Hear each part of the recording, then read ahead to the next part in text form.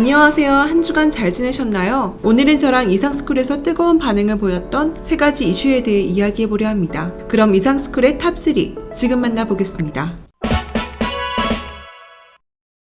미중 무역 전쟁만큼이나 기싸움이 치열한 국가들이 있습니다. 바로 호주와 중국입니다. 호주와 중국의 기싸움이 점입 가격입니다. 양국의 기싸움 원인은 바로 석탄인데요. 중국은 호주와의 최대 교역품인 철강석 수입을 중단시켰다가 수급 불안으로 딜레마에 빠졌습니다. 석탄도 수급 불균형에 의한 가격 불안정이라는 역풍을 맞고 있습니다. 7일 홍콩 사우스 차이나 모닝포스트는 2020년 5월부터 상승하던 발전용 석탄 가격이 지난 7월 10년 만에 최고점을 찍었다고 보도했습니다. 국가발전기업위원회 집계에 따르면 7월까지 총 전력 소비량이 전년 동기 대비 15.6% 증가한 반면 공급은 받쳐주지 않았다고 합니다. 무슨 이유 때문일까요? 이유는 바로 발전용 석탄 수급 문제였습니다. 중국의 연간 발전용 석탄 소비량은 약 30억 톤, 이 중 27억 톤은 국내에서 조달하고 나머지를 수입으로 대체해왔습니다. 수입량은 해마다 10%씩 늘어나고 있는 추세입니다. 중국 산업구조는 수입선이 불안하면 화력발전에 의한 전력 생산이 직격탄을 맞는 구조입니다. 수입선 불안의 가장 큰 이유는 무엇일까요? 바로 호주산 석탄 수입을 스스로 금지시켰기 때문입니다. 그렇다면 중국이 호주로부터 수입하는 발전용 석탄 규모는 얼마나 될까요? 2019년 기준 중국은 발전용 석탄의 57%를 호주에서 조달했습니다. 무려 57%를 호주로부터 들여왔던 것입니다. 그런데 현재는 호주가 아닌 남아프리카 공화국과 콜롬비아로 수입선을 바꿨습니다.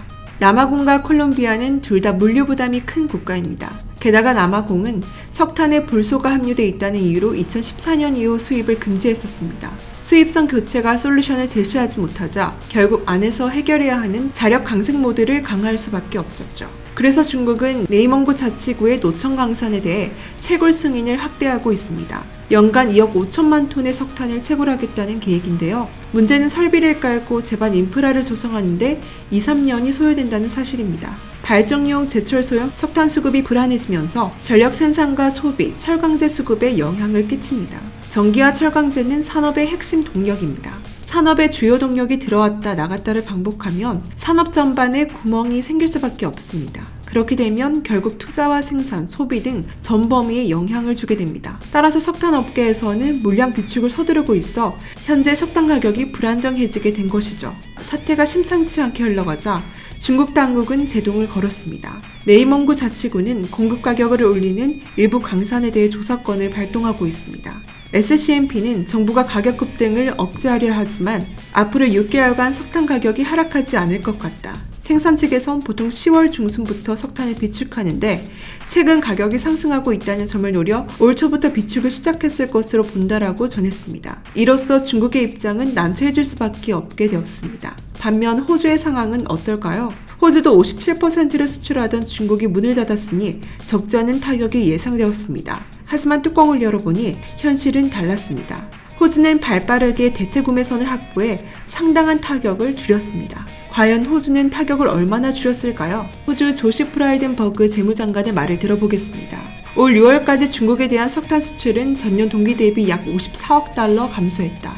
그러나 같은 기간 대체국으로 수출이 44억 달러 늘었다. 언론은 설명하지 않았지만 대체 구매처를 급하게 찾는 과정에서 호주 측도 가격 협상에서 유리한 입장은 아니었을 것입니다. 물론 경제만 놓고 본다면 중국과의 기싸움을 끝내고 수출입을 정상화하는 게 맞습니다. 하지만 세상은 힘에서만 끝나는 게 아니기 때문에 호주도 손해를 감수하고 중국과의 수출입을 재개하지 않는 거겠죠. 이렇게 호주가 쉽게 물러설 기미가 보이지 않자 중국은 경제 제재의 수위를 올렸습니다. 처음에는 철강석이었습니다. 이어 석탄과 보리, 와인, 소고기 그리고 랍스터까지 호주산을 막고 있습니다. 물자뿐만 아니라 관광객의 발길도 끊게 만들었습니다. 중국의 행동은 호주 경제의 목줄을 재어 기어코 무릎을 꿇게 만들겠다는 것처럼 보였습니다. 호주는 경제가 중국의 파상 공세의 표적이 됐지만 주권과 핵심 이익의 문제를 보고 맞받아치고 있습니다. 현재로서는 중국이 아무리 경제의 발목을 잡아도 절대 포기하지 않을 것으로 보입니다. 중국에 맞선 호주는 미국의 하웨이 때리기에 가장 먼저 가세했으며 코로나19의 우한 기원설을 조사해야 한다는 미국의 입장을 거들었습니다. 중국의 홍콩 민주화 시위 탄압도 강력 비난했습니다. 바이든 행정부 출범 후에는 쿼드에 가입해 미국의 대중국 압박에 보조를 맞추고 있습니다. 이렇듯 경제전쟁에서는 상대를 파멸적으로 괴멸시키기 어렵습니다. 바로 대체 옵션이 있기 때문이죠. 발전용 석탄만 해도 중국은 자국 내에서 해법을 찾았고 호주는 대체 구매선을 구매했습니다. 한국은 일본의 수출 규제에 당황하지 않고 국산화를 이루고 있는 것도 마찬가지입니다. 호주와 중국의 경제전쟁은 두 가지 의미가 있습니다. 첫째, 중국은 자신의 의지를 보여주기 위해 보통의 국가들이 상상하는 그 이상의 범위까지 제재를 가한다는 것입니다. 호주의 전체 수출에서 중국이 차지하는 비중은 약 32%. 우리나라의 대중 의존도와 별반 차이가 없습니다. 경제는 호주의 아킬레스건이나 다름없습니다. 따라서 어느 나라든 중국과 경제적으로 격돌하게 된 경우 한두 개 하다 말겠지 같은 안이한 발상은 금물입니다. 둘째, 호주가 보여준 대체구매선 확보 역량입니다. 호주도 비용을 치르고 있지만 굴복하지 않는 의지를 보여주고 있습니다. 대결의 구도가 바뀌게 되면 조금씩 제재는 풀리고 교역은 정상화하게 됩니다. 문제는 그게 언제가 될지 모르는 가운데 호주 경제가 입는 타격을 감내해야 한다는 것입니다. 한편 호주도 믿는 구석이 있습니다. 중국이 수요의 80%를 수입하고 그중 60%를 호주로부터 수입하는 철광석입니다. 이걸 다 끊어버리면 호주 경제도 제대로 타격을 입지만 중국 경제는 주저앉습니다. 살을 얻기 위해 뼈를 내줘야 할 판인 것입니다. 이러한 호주의 상황을 한국에 대입해 봅시다. 호주의 철광석은 우리나라에 있는 반도체가 될 것입니다. 중국의 경제 규모가 미국을 넘볼 수 있다는 자신감의 배경엔 AI, 5G, 빅데이터 등 이른바 4차 산업혁명 분야가 자리 잡고 있습니다. 이 분야를 돌리려면 반도체가 필수인 상황입니다. 현재 중국이 반도체 자금률에 목매고 있지만 돈과 인력과 정책을 투입해도 격차를 좁히기가 쉽지 않는 분야입니다. 게다가 미국에서 최첨단 장비의 목줄을 재고 절대 돌파를 허용하지 않겠다고 눈에 불을 켜고 있습니다. 우리 경제가 메모리 반도체든 시스템 반도체든 어느 하나 시장 방어망에 구멍이 뚫려선 안 됩니다. 무슨 수를 써서라도 중국과 초격차를 벌여야 하는 것이 사활적 국익이기 때문입니다. 흔히 철은 산업의 쌀이라고 불릴 만큼 중요합니다. 한국도 철광석이 없는 것은 아니지만 채산성이 낮아 아예 채굴을 하지 않고 있습니다. 특히 철강의 제조 원가에서 원료비가 차지하는 비중은 70% 수준으로 다른 원자재들과는 비교할 수 없는 지위에 있습니다. 현재 중국과 기싸움을 하고 있는 동시에 전 세계 철광석 시장에서 독점 같은 가점에 위치해 있는 호주가 철광석으로 한국에서 함부로 할 수 없다고 합니다. 바로 포스코 때문입니다. 호주의 로이힐 철광석 광산은 23억 톤의 철광석이 매장된 호주 최대의 단일 광산입니다. 그런데 해외 연료 투자에서 소극적이었던 포스코는 2010년 호주 행콕이 개발 중이던 로이힐 광산 개발 프로젝트에 전격적 투자를 결정했습니다. 1조 2천억 원이라는 역사상 최대 규모의 금액을 해외 강산 개발에 투자한 것입니다. 호주 최대 강산이라는 이 개발 사업에 중국은 이름을 올리지 못했습니다. 이렇게 2015년 10월 로이힐 강산의 건설이 완료되어 11월부터 생산해 정확히 한 달 뒤부터 포스코는 안정적으로 철광석을 공급받게 된 것입니다. 현재 포스코는 총 소유량의 25% 이상인 1,500만 톤을 로이힐로부터 안정적으로 조달받고 있으며 로이힐 광산 측은 투자 배당금을 지급하기로 결정했습니다. 따라서 포스코는 그에 무려 500억 원이라는 배당금을 받게 되었습니다.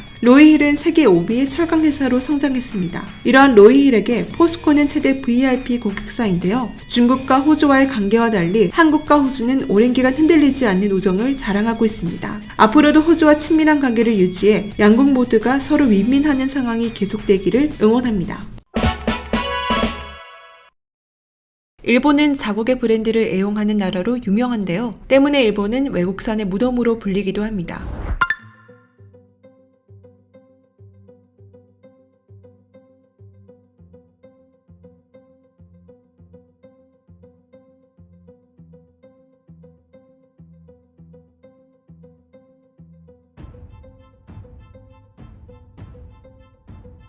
요즘 구강모 회장이 리드하는 LG그룹에 대한 해외의 시선이 날로 뜨겁습니다. 한국 가전의 역사를 완전하게 새로 써내려가면서 글로벌 가전시장의 K가전의 긍지를 드높이고 나아가 110년 세계 가전사의 역사를 새로 바꿔 쓰고 있다는 평가를 받고 있는데요. 무엇보다 세계적인 가전업체 월프를 완벽하게 밀어내고 세계 최강자의 자리에 올라섰다는 점은 놀라운 점입니다. 물론 세계 시장에서 일본 기업을 제친 것은 이미 오래전 일이죠. LG전자는 지난달 29일 실적 발표를 통해 올해 2분기 매출 17조 1139억 원, 영업이익 1조 1127억 원을 기록했다고 밝혔습니다.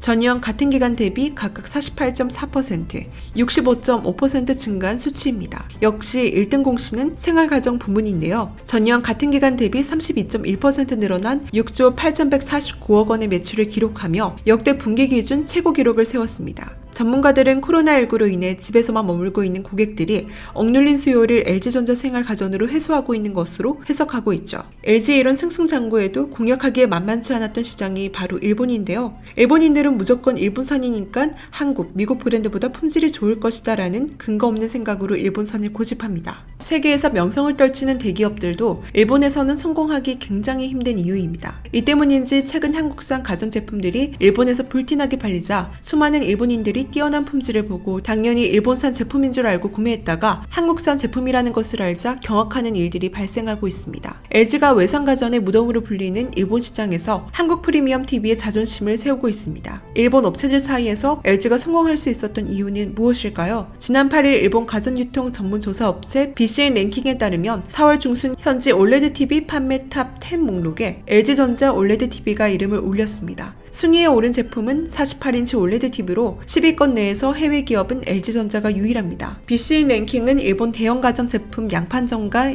인터넷 쇼핑몰의 판매 정보 시스템 데이터를 토대로 매주 제품별 순위를 집계하는 업체입니다. LG전자가 10위로 마지막 자리를 채웠으나 외산 제품이 좀처럼 끼어들 틈이 없는 일본 시장에서 판매 호조는 이례적이라는 평가를 받고 있습니다. 사실 일본에서는 외국 기업이 10위권 이내에 드는 경우는 상당히 드문 일인데요. 일본은 단일 국가 기준으로 전 세계에서 가장 큰 OLED TV 시장을 보유하고 있습니다. 시장 조사업체 옴디아에 따르면 일본 TV 시장에서는 OLED TV 비중은 지난해 하반기 20%를 처음으로 돌파했는데 불과 1년 만에 30%를 넘어섰습니다. 유럽이나 북미 등 대표적 프리미엄 TV 시장과 비교해도 두세 배 가량 높은 수치이죠. LG는 이번 가전 시장에서 타 업체가 따라올 수 없을 정도의 위치를 가지고 있는데요. LG전자의 선방에는 우선적으로 원조 기술력이라는 타이틀을 토대로 형성된 신뢰가 있다는 점입니다. TV용 OLED 패널은 전 세계에서 LG 디스플레이만 공급하고 있는데 이를 활용해 OLED TV를 가장 먼저 상용한 세트 업체가 LG전자이죠. LG는 세계 1위를 차지하고도 혁신과 도전을 멈추지 않았는데요. 여기에 크면 클수록 좋다는 기존의 TV 시장의 트렌드를 벗어나 48인치 제품을 내놓은 LG전자, LG 디스플레이 프로젝트 팀의 역발상 전략이 빛을 발했습니다. 또한 예기치 못한 큰 인기는 코로나19에서 비롯됐는데요. 외출이 줄어들고 재택근무와 원격 교육 등이 늘어나면서 게임용 TV, 세컨드 TV의 수요가 늘어난 영향을 받았습니다. 특히나 일본은 코로나19 확산세가 둔화되고 있다고는 하지만 여전히 10,000명 이상의 코로나 확진자가 나오고 있습니다. 이에 LG는 공간 인테리어 가전 LG 오브제 컬렉션을 공개했습니다. 팬데믹으로 인해 가정에 머무는 시간이 많아진 현대인은 무엇보다 집에만 머물러야 한다는 압박감과 소외감으로 지쳐가고 있는데요. 이를 해소할 수단으로 답답한 공간을 아름답고 재미있게 채워주는 디자인 가전이 소개되면서 폭발적인 인기를 누리게 된 것입니다. 이렇게 함으로써 재질과 색상을 직접 조합할 수 있고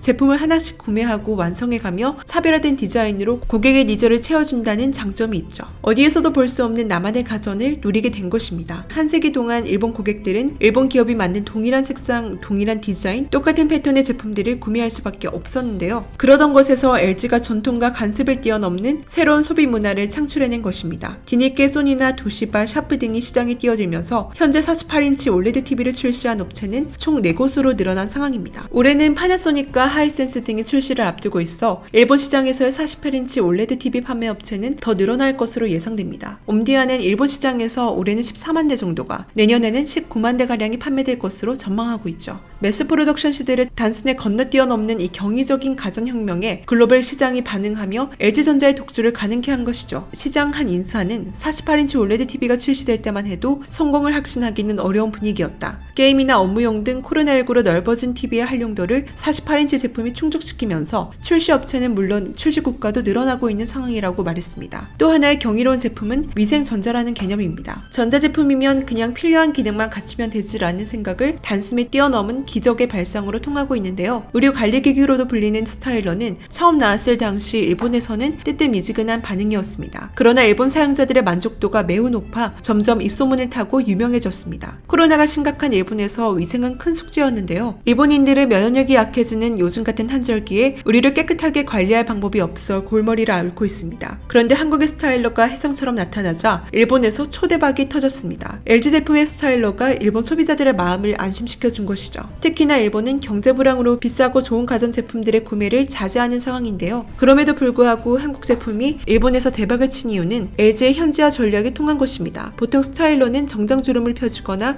불쾌한 냄새를 제거해주는 기능을 합니다. 그리고 옷에 있는 미세먼지도 깨끗하게 털어주는 기능을 갖추고 있고, 물을 섭씨 100도로 끓여 만든 트루스팀은 고객 가정의 구성원에 바이러스 감염의 위험을 크게 줄여주는 전자와 위생을 결합한 융합 모델로 각광을 받고 있습니다. 바이러스 시대의 불안감에 니즈를 맞춘 확실한 기능성 제품으로 고객을 유인한 것입니다. 내부에서는 공장을 풀가동하고 있다는 소식임에도 수요를 쫓지 못하고 있다는 이야기가 들리고 있습니다. 최근에 LG는 가전시장에서 세계 1위는 물론 차까지 LG전자 자동차 SW 분야 국제 공인시험 기관 인정을 받으며 주변국을 따돌리고 상승 중입니다. LG전자는 국내 제조사 가운데 유일하게 전기 전자제품의 소프트웨어 품질 측정과 기능 안전에 이어 자동차 소프트웨어의 기능 안전까지 외부 기관의 도움 없이 자체적으로 시험해 공인 성적서를 발급받으며 인정받았죠. 특히나 주목할 점은 LG의 뛰어난 LG 디스플레이의 기술인데요. 중국, 일본을 뚫은 LG 디스플레이 투명 OLED는 유럽 시장까지 휩쓸고 있습니다. 투명 유기 발광 다이오드를 앞세운 LG 디스플레이의 디스플레이 시장 공략 속도가 빨라지고 있는데요. 실내용 투명 OLED는 스마트홈, 업소용 4인이지에 주로 적용됩니다. OLED 디스플레이를 통해 필요한 정보를 제공하는 것과 동시에 디스플레이 뒤편의 상황도 볼 수 있어 식당이나 상점 등의 공간으로 고객 편의성을 높일 수 있습니다. LG 디스플레이는 지난해 중국 베이징과 선전 지하철 객식 차량 내 윈도우형 투명 OLED를 세계 최초로 공급하며 시장을 개척했고, 올해 4월에는 동일본 여객철도 주식회사와도 계약을 맺었습니다. 현재 대형 투명 OLED를 양산할 수 있는 업체는 세계에서 LG 디스플레이가 유일합니다. 앞으로도 세계 1위 시장을 선도하는 대한민국을 응원합니다. 전기차에 비해 차량 수가 현저히 부족했던 수소 전기차 모델이 대폭 늘어납니다. 수소차가 늘어나게 된 배경에는 한국의 현대차가 주도했던 수소 시장에 지각생 도요타에 이어 메르세데스 벤츠의 모기업인 다임러 그룹 등 글로벌 완성차 기업들이 뒤늦게 참전하기 시작하면서입니다. 따라서 앞으로 경쟁 기업 참여로 수소차 시장은 더욱 커질 전망입니다.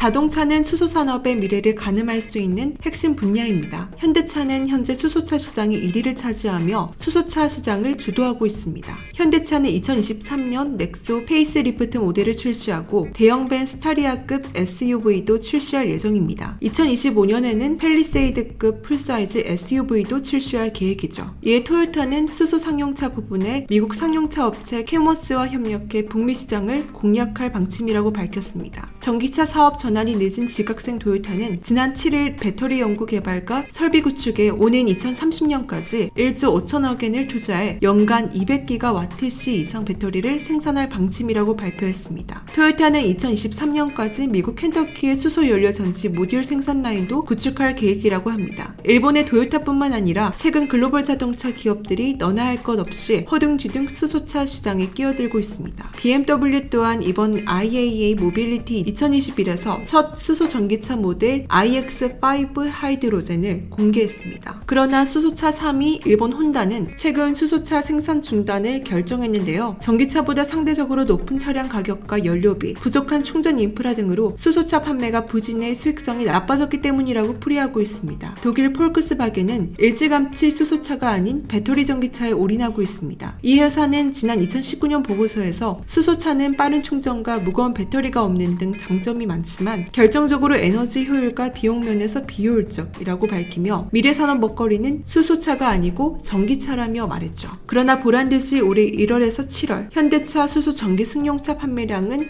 5,300대로 전년 동기 대비 44% 성장했습니다. 같은 기간 도요타는 현대를 열심히 쫓아간 결과 768.6% 성장하였으나 4,100대로 그쳤으며 혼다는 200대 수준입니다. 현대가 수소차 시장을 선점할 수 있었던 배경에는 앞으로 미래 산업의 트렌드를 미리 예측하고 발빠르게 대응한 한국 기업들의 노력이 있었습니다. 현대는 다른 글로벌 기업이 전기차 연구에만 매진할 때 판매 실적 높은 단가로 외면했던 수소차를 계속 연구해왔던 것일까요? 현대 완성차 업체가 생산하는 전기차는 배터리를 탑재한 전기차와 수소 연료 전지를 넣은 전기차 등 두 종류로 나뉩니다. 둘 다 전기로 모터를 돌려 움직이지만 전기 에너지를 얻는 방식이 차이가 나죠. 전기차는 자동차에 충전 플러그를 꽂아 배터리를 충전합니다. 하지만 수소 연료 전지 전지는 차량 내 탱크에 수소를 넣으면 발전기 역할을 하는 연료전지가 공기 중에 산소를 결합해 전기를 생산하는 방식입니다. 이에 따라 수소차는 전기차의 태생적 한계를 극복할 수 있는 대체제로 주목받고 있다는 것이죠. 일반적으로 충전 속도가 전기차에 비해 훨씬 빠르고 오래 사용하면 배터리 열화가 발생해 성능이 떨어지는 전기차의 문제점도 수소차엔 없습니다. 뿐만 아니라 수소차는 완충 시 주행 가는 거리도 전기차보다 더 긴 편입니다. 전기차보다 더 가볍기도 하고요. 다만 수소 압력을 한 차량을 완충시킨 후 다시 올려야 하기 때문에 매 차량마다 10여 분의 대기 시간이 발생한다는 단점도 있습니다. 이런 측면 때문에 수소차는 승용차와 더불어 대형 트럭, 버스, 선박 등 상용차가 더 각광을 받고 있습니다. 대형 상용차 특성상 차량 부품 교체 주기가 길어야 하고 장거리를 이용해야 하며 전기차처럼 충전에 많은 시간을 허비할 필요가 없기 때문입니다. 사실 수소 시장은 자동차뿐만 아니라 모든 운송수단에서 각광받고 있는 분야인데요. 한국이 수소로 자동차만 1위를 점하고 있는 것이 아닙니다. 중국에 뺏겼던 조선 세계 1위를 되찾은 한국의 차세대 친환경 자율운항 선박 양대 산맥에서 압도적 선두를 차지하는데도 수소의 선점이 큰 기여를 하였습니다. 이에 따라 현대중공업, 삼성중공업, 대우조선해양 등 한국의 조선사들도 2050 탄소제로 정책에 발맞춰 친환경 선박은 액화천연가스 등 저탄소 선박 위주에서 2040년까지 수소 암모니아 등 무탄소 선박으로 전환할 계획입니다. 세계적인 환경규제 강화 움직임에 발맞춰 수소 경제로의 전환에도 속도가 붙고 있습니다. 우리 기업들은 앞다퉈 수소 대규모 투자 계획을 발표했는데요. 현대차 그룹은 2030년까지 수소 전기차 생산 규모를 50만 대로 늘리고 트레일러와 철도 드론 등 모든 운송수단에서 수소 연료전지를 적용하겠다고 밝혔습니다. SK그룹은 수소 생산과 유통 밸류체인을 통합해 오는 2025년 세계 1위의 수소 사업자로도 약화하겠다는 비전을 제시했습니다. 효성과 롯데 하나그룹은 수소 생산에 집중하기로 했고 현대중공업그룹은 수소 운송과 수소 선박 개발에 박차를 가할 계획입니다. 2030년까지 투자 규모가 무려 43조 원에 이릅니다. 현대가 수소차 시장을 무섭게 장악하자 다른 글로벌 자동차 업계들은 위기의식을 느꼈는데요. 심지어 반현대차 연합을 구성하며 타 기업끼리 연합하여 상용차 시장 공략에 나서는 모습을 보이고 있습니다. 토요타는 수소 상용차 부문의 미국 상용차 업체 캐너스와 협력해 북미 시장을 공략할 방침인데요. 2030년까지 미국 켄터키의 수소 연료전지 모듈 생산 라인도 구축할 계획을 발표했죠. BMW도 이번 IAA 모빌리티 2021에서 첫 수소 전기차 모델 iX5 하이드로젠을 공개하며 현대차와 도요타로 양분된 시장에 참전합니다. iX5는 내년 말부터 시험 및 테스트가 진행될 예정이죠. 메르세데스 벤츠 모에서 다임러는 상용차 시장 강자인 볼보 트럭과 수소 전기 트럭 연료전지 시스템 개발을 위해 합작사 셀센트릭을 지난해 출범시켰습니다. 셀센트릭은 2023년 시범 운행 이후 2025년 판매가 목표입니다. 타임러는 완충 시 1000km를 주행할 수 있는 수소 전기 트럭을 통해 유럽 물류 시장을 공략할 것이라고 발표했죠. 르노그룹은 세계 최대 수소 연료전지 업체 중 하나로 꼽히는 플러그 파워와 수소차 생산을 위한 합작법인을 설립했습니다. 수소 시장이 미래 먹거리의 중요한 산업이라는 것을 깨달은 각국의 정부도 이를 위해 정부의 지원책까지 쏟아지는 중입니다. 독일 정부는 지난해부터 연방정부 차원에서 수소 시장과 기술 개발을 위한 투자를 진행하고 있습니다. 중국 정부 또한 2035년까지 수소 전기차를 100만 대 보급할 예정이라고 하죠. 미국은 2035년까지 수소버스 17,000대를 도입한다는 방침을 내놓았습니다. 우리나라 정부 또한 2040년까지 국내의 수소차를 290만 대, 수소 충전소를 1,200개까지 보급하기로 했습니다. 이처럼 세계의 기업과 정부들이 수소 시장의 선점에 열을 올리고 있는 상황입니다. 이에 대해 한국의 기업들은 2050년 3,000조 원으로 성장할 것으로 예상되는 수소 시장을 선점하기 위해 한국 재계가 똘똘 뭉쳤습니다. 각 그룹을 대표하는 총수들이 직접 나서 수소 동맹을 결성하며 수소사의 실현이 빨라질 것이라는 기대감도 뜨거워지고 있는데요. 코리아 H2 비즈니스 서밋이라는 동맹에는 정의선 현대차그룹 회장, 최태원 SK그룹 회장, 신동빈 롯데그룹 회장, 최종우 포스코그룹 회장, 김동관 하나솔루션 사장 등 한국의 대기업 총수들이 대거 참가하였습니다. 이를 위해 매년 9월 전 회원사가 참여하는 총회를 열고 관련 주요 이슈와 현황을 공유하며 협력 방안을 논의하는데요. H2 비즈니스 서밋은 우선 해외 수소 생산 운송 영역으로 진입해 주도적이고 안정적인 수소 공급망 확보에 주력합니다. 장기적으로 수소 공급원의 다양화, 자립적 수소 공급망 구축을 궁극적인 대응 전략으로 수립하고 추진할 예정인데요. 궁극적으로는 개별 단위의 기업 경쟁력은 물론 기업 정책 금융 부분이 하나로 움직여 구성하는 산업 생태계의 완결성과 경쟁력을 높여나간다는 방침입니다. 한국의 수소시장 선점으로 자동차, 선박, 드론 등의 미래 먹거리 산업에서 1위를 차지하기를 응원합니다. 혹시 광고 하나 해도 될까요? 내일 상승할 종목이 궁금하시다면 오른쪽 버튼을 꼭 클릭해주세요. 시청해주셔서 감사드리며 내일 다시 찾아오겠습니다. 주식을 모르면 이상스쿨. 주식 모르니 이상스쿨.